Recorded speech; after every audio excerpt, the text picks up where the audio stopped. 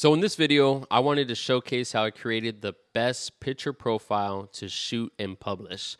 Right now I'm shooting on the Sony ZV-E10. Look at the color space, look at the color science.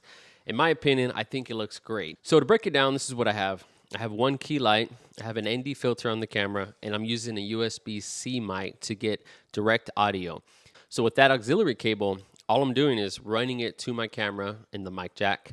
And all of this is baked in to the video, and it's giving me this type of color science, this type of dynamic range, and it's just pretty phenomenal for what you get for this price point. As you can see, the background isn't blown out, but the subject myself is lit properly, pretty well. What I'd like to do is I want people to see the potential that these cameras can do, because I feel like too many people nowadays, because we're so overwhelmed and overstimulated with all these new cameras, all these new features, and trust me, they're great. But I feel like we need to go back kind of to the Canon 70D days, Casey Neistat type of days, like where vlogging and content was more important than how many stops of dynamic range you had, and if you had the right LUTs and the right filters. I feel like it's more important just to create great content, great quality, not lower the bar or anything, but not focus so much on some of the latest and greatest features that cameras do have to offer.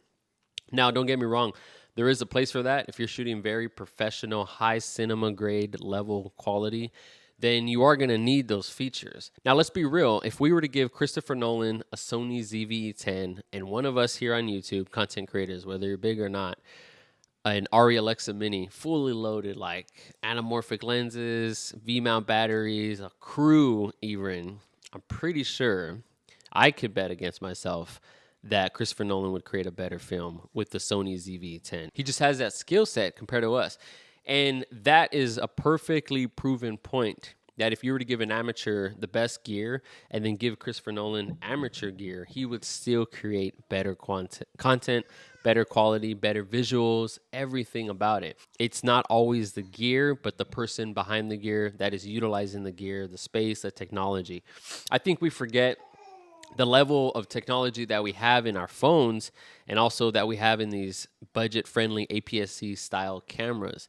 These cameras did not exist. They were unheard of, the technology they have now. I mean, I'm shooting at 4K 24p, 8-bit, of course, but 100 megabits per second.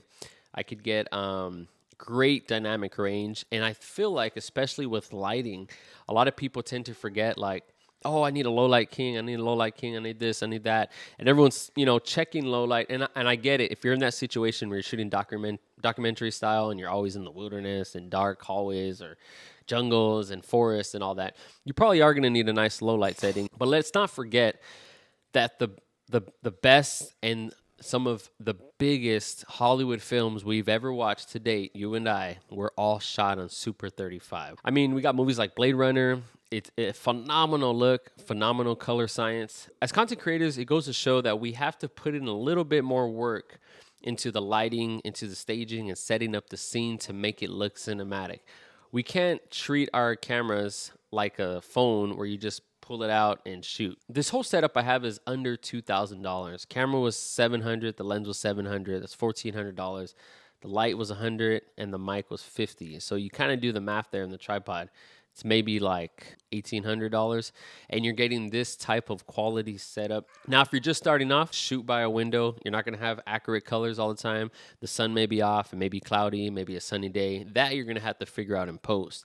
But if you want to utilize the setup that you have on a daily basis, then creating a picture profile that's consistent with colors, lighting, the right tools, the right lens, the right ND filter, then you're going to get a look that you really like, that you could utilize and publish for your viewers to use. When someone shows you a crazy video on their phone at your house or at work or school, whatever, you don't stop them and say, hey, before you show me this video, was it shot in S-Log? No one's going to say that, Let's remember that we want to offer great quality, great content, make it engaging, and we don't want to have to break the bank if we don't have to. But I hope this helps everybody out. If this helped you, if this picture profile worked for your setting, for like a talking head, one light, nice background interview, let me know in the comments below if it worked for you, if the saturation was good, if the blacks were good, not too crushed, if the exposure looked right, and if this is something you feel like you could utilize.